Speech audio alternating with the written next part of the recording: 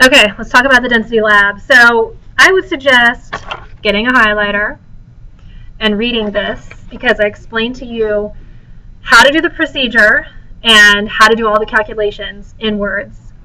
It will serve you very well if you start doing some technical reading now when we get to the spring semester, because by then you will be used to the fact that I give you a lab that has everything explained for it. It isn't likely that you will get a video for doing a lab in other chemistry classes. So I need you to start reading, okay? It will help you tremendously in my class. So do that first. Then what you're doing is you have 4 different metals in plastic baggies. There are 3, listen to me carefully, there are 3 samples in a baggie. There are 3 different sizes, small, medium, and large. If you pick up a baggie and it has more than 3 metal samples in it, that is not for this lab. It says on the baggie what the metal is, and I clearly told you in the lab what table and calculation section pertains to that particular metal. So here is my data table number 2 for zinc, where I've given you the actual density of zinc. And what you're going to do is you're going to arrange the metals into small, medium, and large sizes. This is something that I trust you can do without me. This is your small, this is my medium, this is my large. Okay? Now, what you have to do with these samples is obtain their masses. In the data table, I've clearly labeled small, medium, and large piece, and you write down the masses from the electronic scale.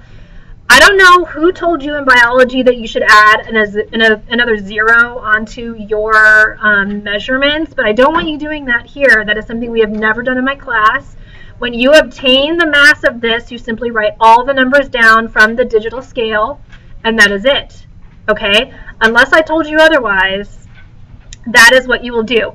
Then what you do is this initial volume is the initial volume of water that you place in the graduated cylinder before you put the metal in it. Okay?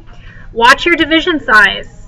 I taught you how to do this, where you look at the divisions, and whatever the division size is, like if it's 1 milliliter, if each one of these little increments is 1, then you have to record your volume 1 place past that. Okay. After you fill up your graduated cylinder about halfway with water, you have to have enough water in there so that when you put the metal in there, it is fully submerged. Otherwise, you will not get an accurate volume of the metal. I would tip it to the side, otherwise it's going to make a splash, and I would let it fall in gradually. And then whatever the water level goes up to, that is your final volume that you record here in the final volume column. Okay. To get the sample volume, what you are going to do is subtract, and I told you here, final volume minus initial volume.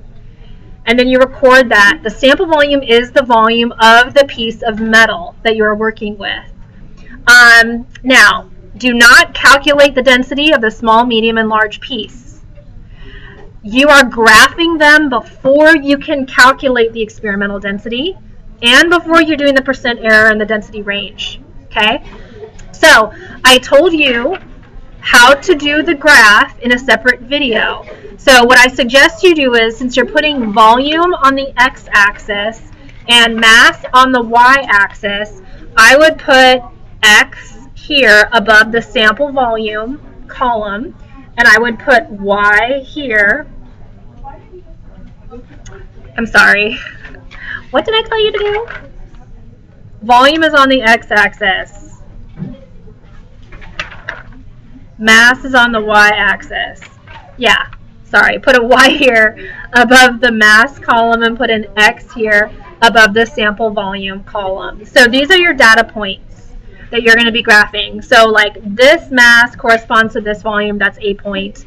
And then this mass and this volume are another point. Okay, just make sure that you're plotting it on the proper x and y axis, which I've shown you in the graph in the calculations video, which comes after this. Okay, so that's it.